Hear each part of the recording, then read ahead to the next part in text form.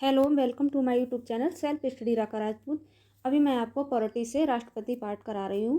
बाकी सारे पार्ट मैं धीरे धीरे आपको कराऊंगी। आप कोई भी पार्ट आसानी से ढूंढ सकते हैं, इसीलिए मैंने अलग अलग पार्ट में इसको डिवाइड किया है। ठीक है, बने रहिए इसी तरीके से मेरे साथ। ठीक है, चलो बढ़ते हैं आज के क्वेश्चन की तरफ।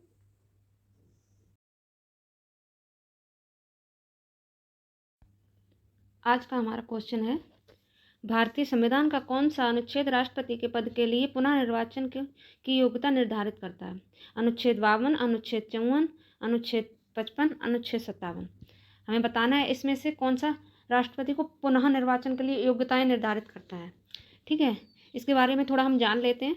भारतीय संविधान का अनुच्छेद 57 राष्ट्रपति के पद के लिए पुनः निर्वाचन के लिए पात्रता निर्धारित करता है। इस अनुच्छेद के अनुसार कोई व्यक्ति जो राष्ट्रपति के रूप में पद धारण करता है या कर चुका है, इस संविधान के अन्य उपबंधों के अधीन रहते हुए उस पद के लिए पुनः निर्वाचन का पात्र होगा। ठीक है, इसमें अनुच्छेद है ये 57। ठीक है, ये 57 ठीक हो जाएगा। ठीक है, आगे बढ़ते हैं। अगला क्वेश्चन हमारा क्या कह रहा है, अगर भारत के राष्ट्रपति के चुनाव में कोई विवाद हो तो उस विवाद को सौंपा जा सकता है। अगर भारत के राष्ट्रपति का चुनाव हो रहा है, उसमें कोई विवाद हुआ तो हम किसको सौंपेंगे, ये पूछ रहा है। ठीक है, तो हमें बताना है। पहले हम थोड़ा सा इसकी डिटेल भी साथ साथ बताते चल रहे हैं। आपको अगर पसंद आए तो मुझे ज़रूर कमेंट में लिखिए कि आपको डिटेलिंग के साथ अच्छा लगता है। ठीक है, डिटेल चलिए मैं बताती हूँ। अगर भारत के राष्ट्रपति के चुनाव में कोई विवाद है तो उस विवाद को अनुच्छेद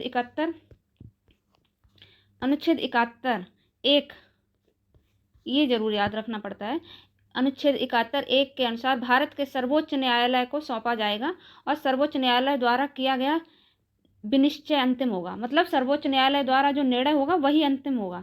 ठीक है, इसका क्या हो जाएगा अपना, ये हो जाएगा सी, सही हो जाएगा। ओके, आगे बढ़ते हैं। अपना अगला क्वेश्चन है,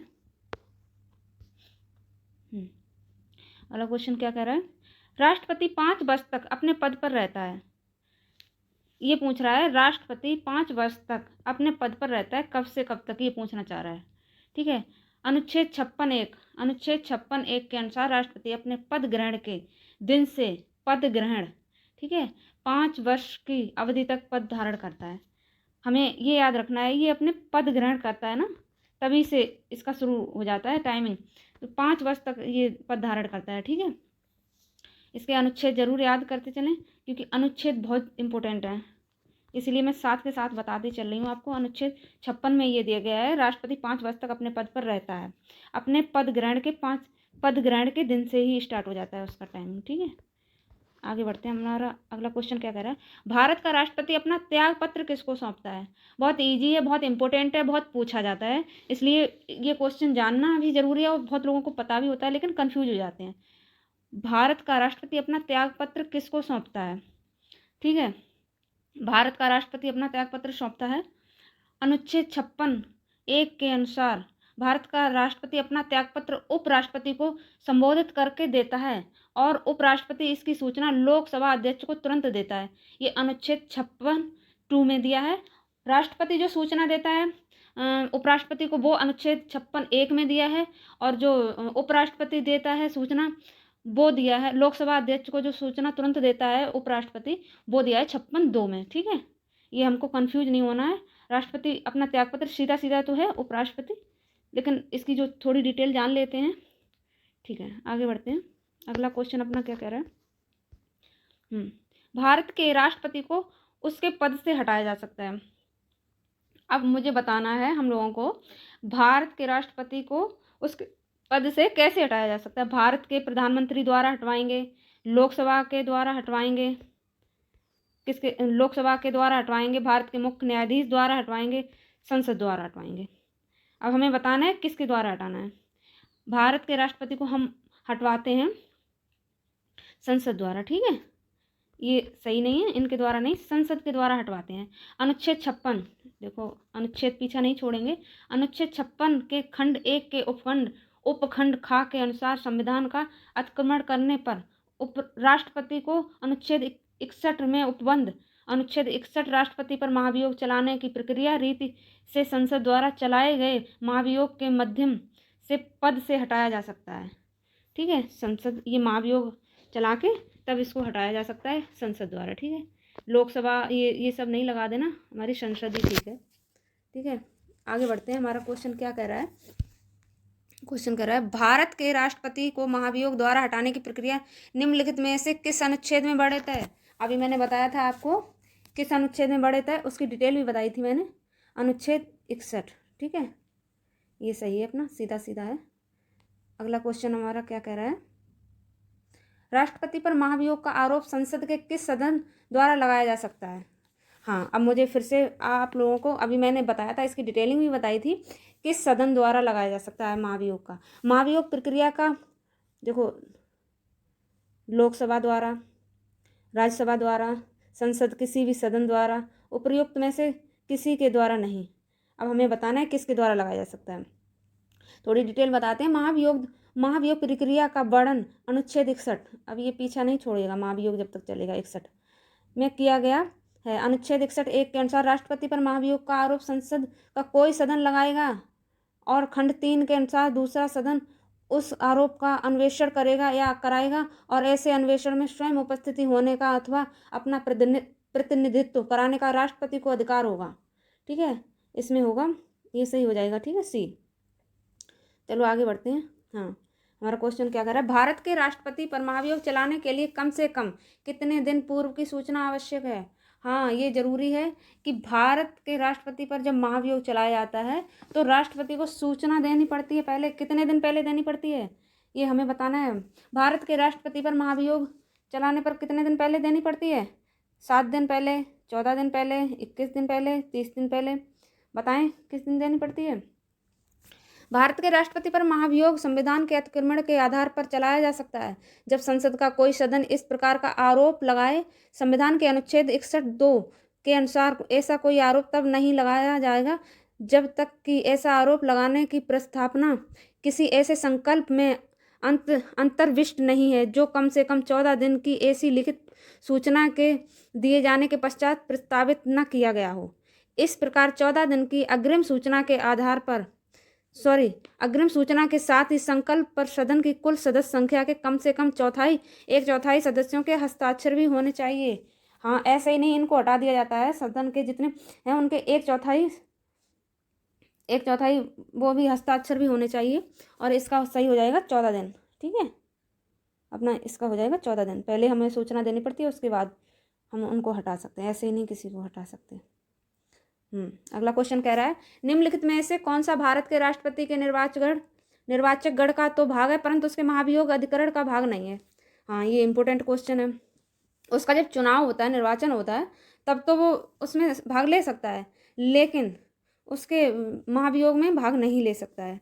ठीक है, अनुच्छेद 61 के अनुसार महाभियोग एक अर्धन्यायिक प्रक्रिया है जो संसद में चलाई जाती है। इसमें राज्यों की विधानसभाएं भाग नहीं लेती हैं, जबकि अनुच्छेद 54 खा के अनुसार वे राष्ट्रपति के निर्वाचक गण का भाग हैं। ध्यातव्य है कि राज्यों की विधान परिषदें राष्ट्रपति के निर्वाचक गण का भाग नहीं है।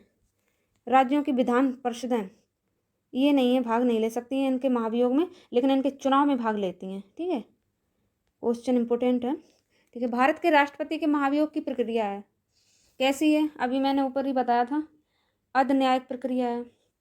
ठीक है, आगे क्वेश्चन अपना क्या कह रहा है? राष्ट्रपति का रिक्त स्थान भर लिया जाना चाहिए। कब तक भर ले जाना चाहिए? कब तक राष्ट्रपति, अगर राष्ट्रपति नहीं है या मतलब राष्ट्रपति का टाइम टेबल पूरा हो गया है, टाइमिंग पीरियड, तो कब तक हमें भर लेना चाहिए? 90 दिन में भर लेना चाहिए, 6 माह में, 9 माह में, 1 वर्ष में? बताइए कब तक भर लेना चाहिए? संविधान के अनुच्छेद 62(1) के अनुसार राष्ट्रपति की पदावधि की समाप्ति से हुई रिक्त को भरने के लिए निर्वाचन पदावधि की समाप्ति से पहले ही पूर्ण कर लिया जाएगा। अनुच्छेद 62(2) के अनुसार यदि रिक्त राष्ट्रपति की मृत्यु, पद त्याग या पद से हटाए जाने के कारण हुई है तो उसके रिक्त को भरने के लिए निर्वाचन रिक्त होने की तिथि के पश्चात यथाशीघ्र और प्रत्येक दशा में 6 माह बीतने से पहले किया जाएगा, और रिक्त को भरने के लिए निर्वाचित व्यक्ति अनुच्छेद 56 के उपबंधों के अधीन रहते हुए अपने पद ग्रहण की तारीख से 5 वर्ष की अवधि तक पद धारण करने के हकदार होंगे। ठीक है, ये 6 माह दिया है, 6 माह में हमें हर हाल में भर लेना चाहिए, और दूसरे राष्ट्रपति का उसी दिन से पद धारण से उनका कार्यकाल स्टार्ट हो जाएगा 5 वर्ष के लिए। ठीक है, आगे हमारा क्वेश्चन क्या कर रहा है, जब राष्ट्रपति की मृत्यु, त्यागपत्र, पदच्युत या अन्य कारणों से अपने कर्तव्यों को नहीं निभा सकता है तो उपराष्ट्रपति कितने समय तक राष्ट्रपति के रूप में कार्य करता है। हाँ, जब राष्ट्रपति कार्य नहीं कर पा रहा है, विवश है या वहाँ पे है नहीं, कहीं बाहर गए हुए हैं, तो राष्ट्रपति कितने दिनों तक उपराष्ट्रपति राष्ट्रपति का कार्यभार संभाल सकते हैं, ये हमें बताना है।